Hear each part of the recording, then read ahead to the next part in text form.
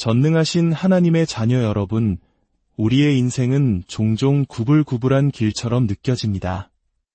그리고 그 길 위에서 우리는 축복인 동시에 짐처럼 느껴지는 사람들을 만나곤 합니다. 혹시 어떤 관계가 눈부신 빛으로 시작했다가 이내 혼란과 고통 속으로 희미해지는 것을 경험해 보신 적이 있으신가요? 안정을 약속하는 듯 보이지만 폭풍우를 몰고 오고, 사랑을 주는 척하지만 실제로는 우리를 통제와 깨어진 마음의 거미줄에 올가매는 관계들.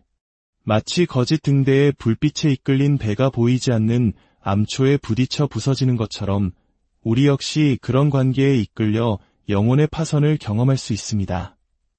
오늘 우리는 자기애성 성향을 가진 사람, 즉 나르시시스트를 떠나는 여정의 결과에 대해 이야기 나누고자 합니다. 이 여정은 기쁨과 슬픔, 약속과 배신, 그리고 우리의 영혼을 지치게 만드는 깊은 감정적 후유증으로 가득 차 있습니다. 왜 그들에게서 벗어나는 것이 이토록 어려운 것일까요?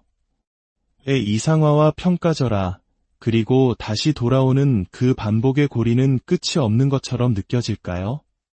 이 고통스러운 순환을 이해하는 것은 우리가 혼란 너머를 바라보고 하나님께서 우리를 위해 예비하신 진정한 자유로 안으로 들어서는 데 도움을 줍니다.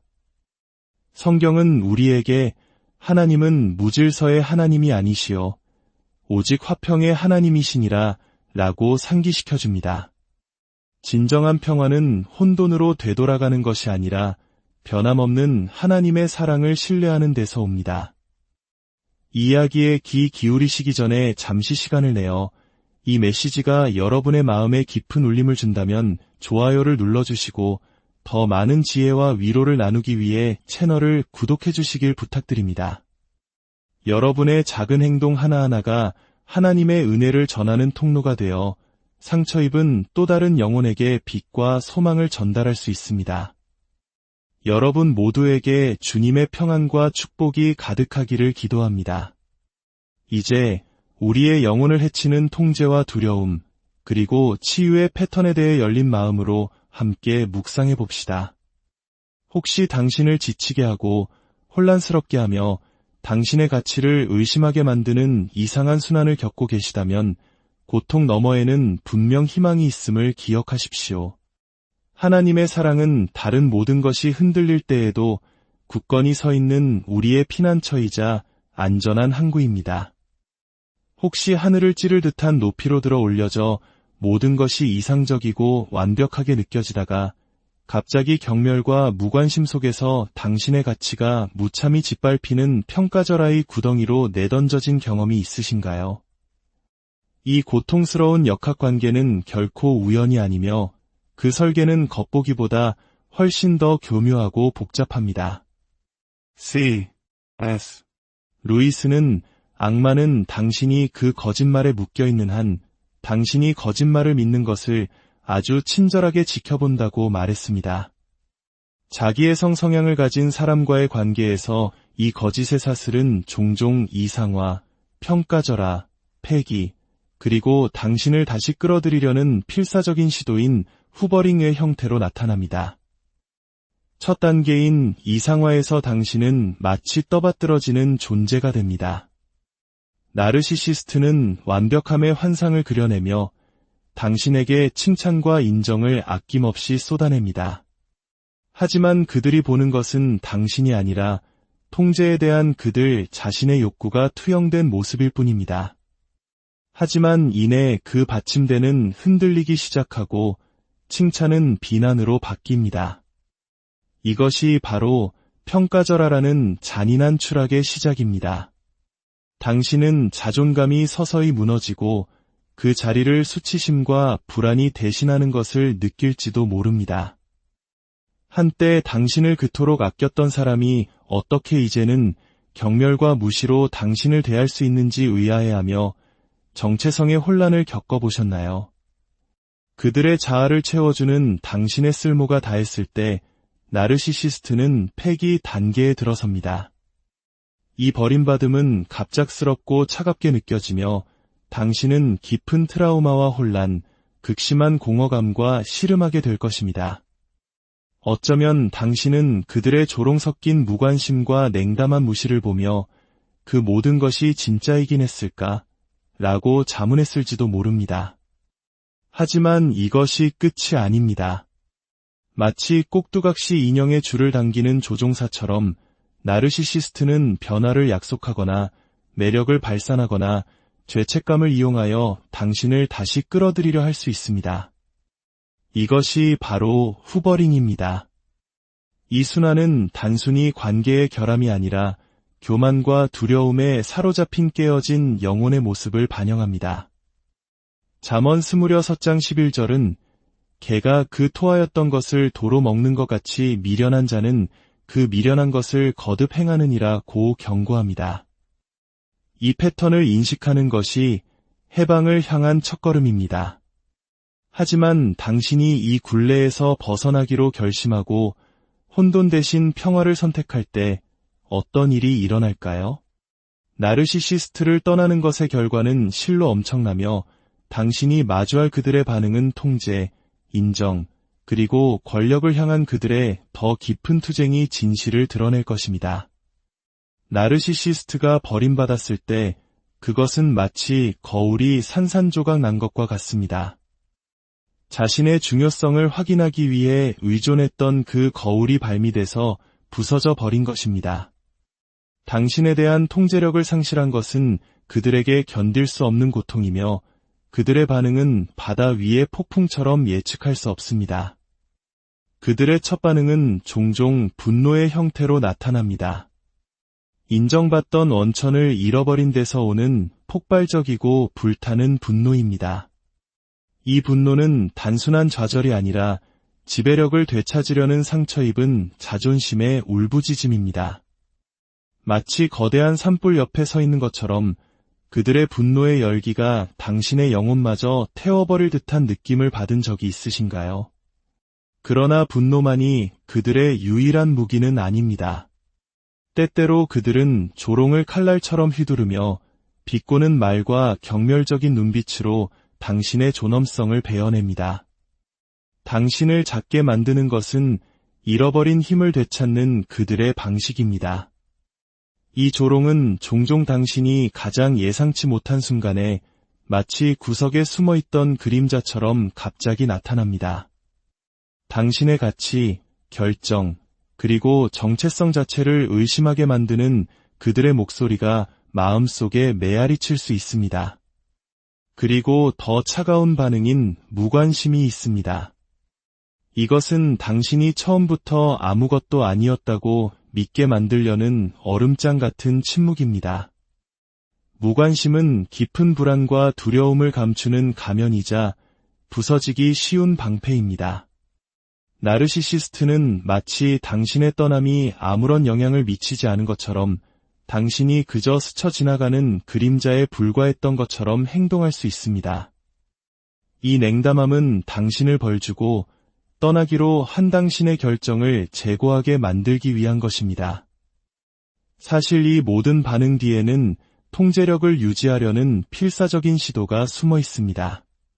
조종의 끈이 끊어지면 그들은 공황 상태에 빠집니다. 왜냐하면 그들의 힘이 위협받았기 때문입니다. 통제는 그들이 숨쉬는 공기와 같아서 그것 없이는 질식하고 맙니다. 나르시시스트에게 통제력을 잃는다는 것은 자기 내면의 끔찍한 공허와 마주하는 것을 의미합니다. 그들의 인정을 향한 갈망이 이러한 반응에 불을 지핍니다. 부풀려진 자아상을 확인해줄 사람이 없다면 그들은 마치 블랙홀로 붕괴하는 별과 같습니다. 인정은 그들의 생명선이자 스스로는 항해할 수 없는 세상에서의 나침반입니다. 당신의 떠남은 이 환상을 깨뜨리고 그들을 표류하게 만듭니다. 그들의 분노와 조롱은 당신의 가치가 아닌 그들 자신의 연약함을 반영하는 것입니다. 이 혼란의 중심에는 권력에 대한 굶주림이 있습니다. 나르시시스트의 정체성은 지배, 즉 다른 사람들이 자신을 중심으로 돌아야 한다는 믿음 위에 세워져 있습니다. 당신이 떠날 때 당신은 이 우주의 질서를 파괴하는 것입니다. 그들의 분노와 무관심은 당신을 다시 그 궤도로 끌어들이려는 시도입니다. 그러나 진정한 힘은 다른 사람을 통제하는 데서 오는 것이 아니라 자신을 다스리는 데서 나옵니다. 예수님께서는 요한복음 8장 32절에서 우리에게 상기시켜 주십니다. 진리를 알지니 진리가 너희를 자유롭게 하리라. 당신이 이 해방의 진리를 받아들일 때 그들의 소나기가 어떻게 느슨해지는지 보이시나요? 이러한 반응들은 또한 그들의 불안정성을 드러냅니다. 강인함의 가면 아래에는 버림받음에 대한 떨리는 두려움이 있습니다. 그들은 분리가 가져오는 공허함을 두려워합니다. 그것은 그들에게 내면의 깊은 공허를 상기시키기 때문입니다. 어둠 속에서 길을 잃은 아이처럼 그들의 분노와 조롱은 안심시켜 달라는 외침입니다. 그러나 그 어떤 통제도 이 공허를 채울 수는 없습니다. 이 두려움은 그들의 애착 트라우마와 연결됩니다. 어린 시절의 상처는 그들이 조건 없이 사랑하거나 신뢰하거나 취약성에 직면하는 것을 불가능하게 만들었습니다. 버림받음에 대한 그들의 반응은 단지 당신에 대한 것이 아니라 오래도록 묻혀있던 두려움의 메아리입니다. 그들은 거절과 배신이라는 오래된 각본을 반복해서 상연하며 그 각본을 다시 쓰기를 거부합니다. 이러한 반응들이 고통스럽기는 하지만 그것들은 더 깊은 진실을 비추는 거울이 됩니다. 당신의 자유는 자신의 사슬과 마주하기를 두려워하는 이들에게 위협적입니다. 당신은 떠남으로써 그 순환을 방해하고 환상을 깨뜨리며 평화에 대한 당신의 권리를 주장합니다. 그렇게 함으로써 당신은 그들의 힘이 얼마나 공허한지, 그들의 통제가 얼마나 연약한지를 드러냅니다. 인간관계라는 얽히고 설킨 그물 속에서 애착은 우리의 마음과 마음을 연결하는 섬세한 실과 같습니다. 그러나 나르시시스트에게 이 실은 어린 시절의 상처와 불신의 패턴으로 인해 닳고 약해져 있습니다. 그들의 애착 유형은 종종 혼란스럽거나 회피적이며 연결보다는 통제를 우선시하는 생존 본능에 의해 형성됩니다. 진정한 친밀감은 위안이 아니라 위협이 됩니다. 그들은 다른 사람들을 가까이 끌어당겼다가도 진정한 관계에 필요한 취약성을 받아들일 수 없어 다시 밀어냅니다. 혼란형 애착은 가까워지고 싶은 혼란스러운 욕구와 그것에 대한 깊은 두려움이 뒤섞여 있는 것이 특징입니다. 마음은 연결을 갈망하지만 이성은 자기 보호를 외칩니다. 이로 인해 애정의 순간이 거절로 바뀌고 따뜻함이 차가운 분리로 얼어붙는 감정적 채찍질이 발생합니다. 그들 주변의 사람들은 어떤 버전의 나르시시스트가 나타날지 전혀 알 수 없어 혼란스럽고 지쳐갑니다. 회피형 애착은 친밀감이 통과할 수 없을 정도로 높은 자기 의존의 벽을 쌓습니다. 나르시시스트는 독립이라는 요새를 유지하며 감정적 친밀감을 약점으로 해석합니다. 필요나 애정을 드러내는 어떤 행동도 그들의 연약한 자아상을 위협합니다. 그들은 상처받는 것을 피하기 위해 진정한 연결을 거부하고 냉담함이나 무관심으로 두려움을 가립니다. 이 얼음 같은 외면 아래에는 거절의 위험을 감수하기보다는 고독을 선택하는 노출되기를 두려워하는 마음이 있습니다. 이러한 애착의 상처는 버림받음에 대한 근본적인 두려움에 뿌리를 두고 있습니다. 혼자 남겨질 가능성은 그들의 행동에 충격파를 보내는 원초적인 공포를 불러일으킵니다. 이 두려움에 맞서는 대신 그들은 먼저 다른 사람을 통제하거나 버리려고 시도합니다. 이야기의 주도권을 잡는 것은 그들이 힘의 환상을 유지하게 해주지만 이 통제는 모래 위에 지어진 성처럼 연약하고 필사적입니다. 이 깊은 불안정성은 끊임없는 인정 욕구로 이어집니다. 자아상이 너무나 연약하기 때문에 그들은 자신의 가치를 확인하기 위해 다른 사람에게 의존합니다. 타인의 관심, 칭찬, 존재는 그들의 불안정한 정체성을 지탱하는 비계 역할을 합니다. 인정이 철회되면 그들의 감정 구조는 무너집니다. 그들은 남겨진 공허함으로부터 자신을 보호하기 위해 분노하거나 움츠러듭니다. 애착의 상처는 관계의 불안정성을 낳습니다. 신뢰에 금이 가면 갈등이 스며듭니다. 감정적 폭발, 침묵 시위, 조종적인 행동은 통제를 확보하려는 필사적인 시도로 나타납니다. 땅은 결코 단단하지 않으며 모든 것이 잠정적이고 불확실하게 느껴집니다. 이 불안정성은 관련된 모든 사람을 지치게 하고 평화나 안정을 위한 여지를 남기지 않습니다.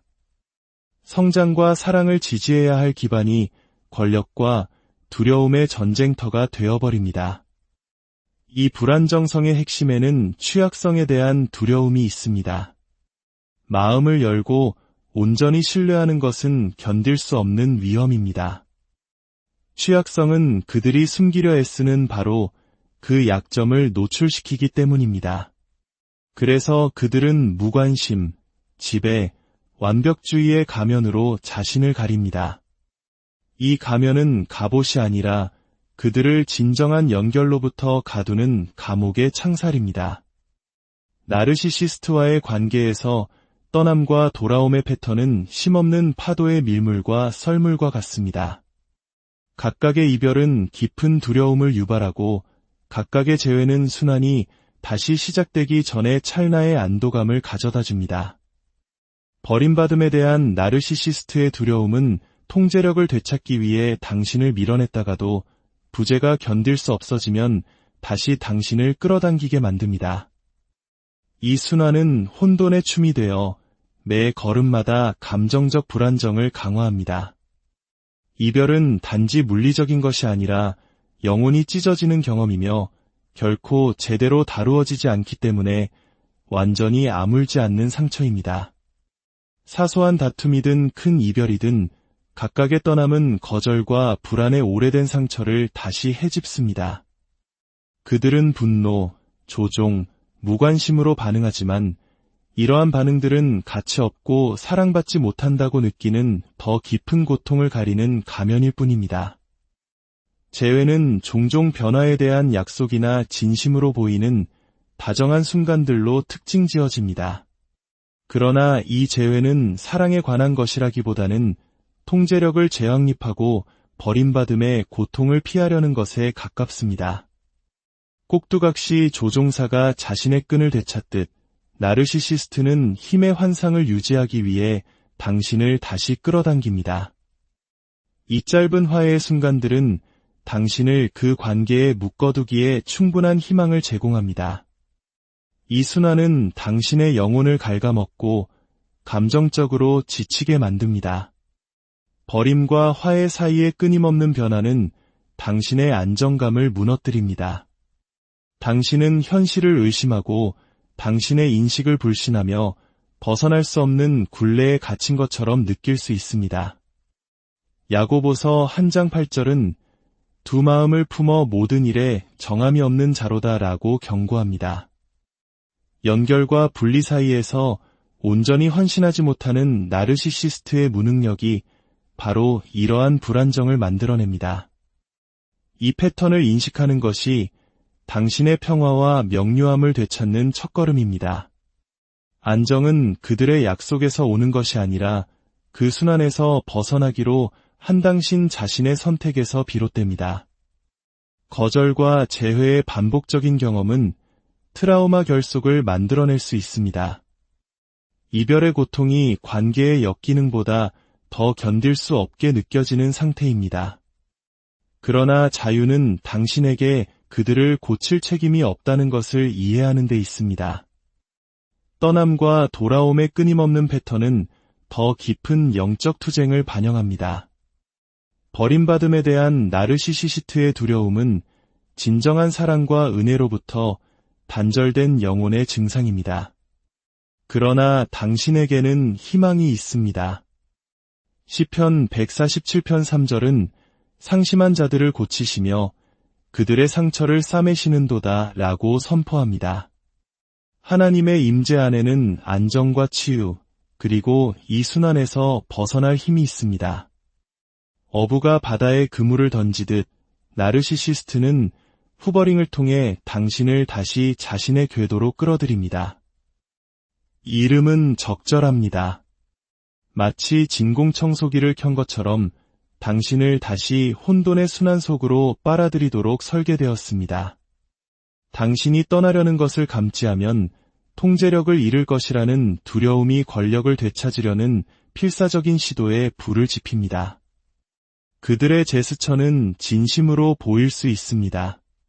사과, 선물, 변화의 약속. 그러나 그 이면에는 관계가 아닌 그들 자신의 깨진 자아상을 수선하려는 전략적 노력이 숨어 있습니다. 그들은 당신의 연민에 호소하며 상처 입은 새처럼 행동하여 보살피고 치유하려는 당신의 욕망을 자극할 수 있습니다. 또는 죄책감을 이용하여 공유된 기억이나 의무를 상기시킬 수도 있습니다. 우리가 함께 겪은 모든 일들을 뒤로하고 어떻게 떠날 수 있느냐는 말의 무게는 보이지 않는 사슬처럼 당신의 마음을 옥죄입니다. 에덴 동산에서 뱀이 반쪽 진실을 속삭였던 것처럼 후버링 동안 나르시시스트의 약속은 현실을 왜곡하도록 설계되었습니다. 잠언 26장 23절은 온유한 입술의 악한 마음은 낮은 은을 입힌 톡이니라고 말합니다. 표면은 빛날지 모르지만 그 아래에는 똑같이 금이 간 기초가 놓여 있습니다. 약속은 거의 진정한 변화로 이어지지 않습니다. 후버링이 만들어내는 감정적 혼란은 짙은 안개 속을 헤매는 것과 같습니다. 과거에 좋았던 기억들이 고통의 현실과 뒤섞여 판단력을 흐리게 합니다. 이 안개는 나르시시스트에게 유리하게 작용합니다. 당신이 망설일수록 그들이 통제력을 다시 확립하기는 더 쉬워집니다. 후버링은 당신을 손이 닿는 곳에 두어 그들의 힘이 온전하게 유지되도록 고안된 미끼입니다. 후버링이 통제력을 되찾기 위한 전술임을 인식하는 것이 자유로워지는 열쇠입니다. 그것은 명료함과 그들의 말보다 당신 자신의 경험을 신뢰할 힘을 요구합니다.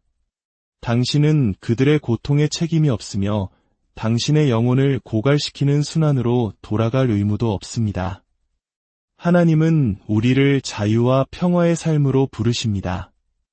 갈라디아서 5장 1절은 우리에게 상기시켜줍니다. 그리스도께서 우리를 자유롭게 하려고 자유를 주셨으니 그러므로 굳건하게 서서 다시는 종의 멍에를 매지 말라. 당신의 가치는 그들의 통제 욕구에 의해 정의되지 않습니다. 나르시시스트와의 관계는 당신이 타기로 동의한 적 없는 롤러코스터에 묶여있는 것과 같습니다. 희망과 절망 사이의 끊임없는 진동은 당신의 영혼 안에 폭풍을 일으켜 안정감과 가치를 잠식합니다. 이 감정적 기복은 무작위가 아니며 나르시시스트에게는 목적이 있습니다. 당신을 불안정하게 만들므로써 그들은 통제력을 유지합니다. 당신은 희망의 빗줄기를 주기 때문에 그 짜릿한 상승 구간에 매달립니다. 그리고 다시 그 순간이 돌아올 것이라 믿기 때문에 고통스러운 하강 구간을 견뎌냅니다. 이 희망과 절망의 순환은 당신을 묶어두어 완전히 떠나지 못하게 합니다. 하지만 이 감정적 혼돈 속에서 당신의 마음과 영혼은 지쳐갑니다. 불안정성은 무력감을 낳습니다. 마치 역류에 휘말려 바다로 끌려나가는 것과 같습니다. 시편 55편 22절은 이 혼란 속에서 생명줄을 제공합니다. 내 짐을 여호와께 맡기라. 그가 너를 붙드시고 의인의 요동함을 영원히 허락하지 아니하시리로다. 당신 발밑의 땅이 불안정하게 느껴질 때 하나님의 임재는 견고한 반석으로 남아 있습니다. 이 혼란의 순간에 그분께로 향하는 것은 명료함과 힘을 가져다주며 당신이 폭풍 속에서 혼자가 아님을 상기시켜줍니다. 이 롤러코스터에서 내리는 길이 있습니다. 그것은 한 걸음 물러서서 이 놀이기구가 진정 무엇인지, 즉 당신의 노력만으로는 고칠 수 없는 순환임을 볼 수 있는 용기를 필요로 합니다. 하나님은 다른 사람의 행동에 의존하지 않는 평화의 길을 제공하십니다. 요한복음 14장 27절에서 예수님은 말씀하십니다. 평안을 너희에게 끼치노니 곧 나의 평안을 너희에게 주노라. 내가 너희에게 주는 것은 세상이 주는 것과 같지 아니하니라. 너희는 마음에 근심하지도 말고 두려워하지도 말라. 그분의 평안은 타인의 혼돈에 흔들리지 않는 굳건한 것입니다. 이 부서진 관계의 혼란 속에서 당신이 누구이며 하나님께서 당신의 삶을 위해 무엇을 원하시는지 잊기 쉽습니다. 하지만 이것을 기억하십시오. 당신은 혼자가 아닙니다. 하나님의 사랑과 지혜는 다른 모든 것이 불안정할 때에도 변함이 없습니다. 시편 9편 9절은 말합니다. 여호와는 압제를 당하는 자의 요새이시요 환난 때의 요새이시로다. 당신이 혼돈에서 벗어날 때 당신은 그분의 평화를 향해 나아갑니다. 조종과 통제의 패턴을 뒤로하기로 선택하는 것은 약함이 아니라 믿음의 뿌리를 둔 힘입니다. 그것은 당신이 혼란보다 더 큰 것을 위해 창조되었다는 선언입니다. 하나님은 당신을 존엄과 명료함, 그리고 사랑의 삶으로 부르십니다. 폭풍을 뚫고 당신을 인도하실 그분을 신뢰할 때 당신은 치유와 자유의 마음을 엽니다. 감정의 롤러코스터가 당신을 흔들었을지 모르지만 하나님께서는 한 걸음 한 걸음 꾸준한 길을 앞으로 제시하십니다. 이 메시지가 당신의 마음에 와 닿았다면 하나님의 진리 안에 굳건히 서시기를 권합니다. 그분의 지혜가 당신의 안내자가 되고 그분의 평화가 당신의 다이 되게 하십시오. 댓글에 나는 하나님의 평화와 사랑을 받을 가치가 있습니다. 와 같은 간단한 다짐을 남기며 여러분의 마음을 나눠주세요. 우리는 함께 믿음과 용기, 치유의 공동체를 만들어갈 수 있습니다. 이 메시지가 필요할지 모르는 다른 누군가에게 위로의 말이 닿을 수 있도록 공유해 주십시오. 은혜로 강건해지고 진리로 인도받으며 우리 모두 함께 앞으로 나아갑시다. 주님의 평화가 여러분과 항상 함께하기를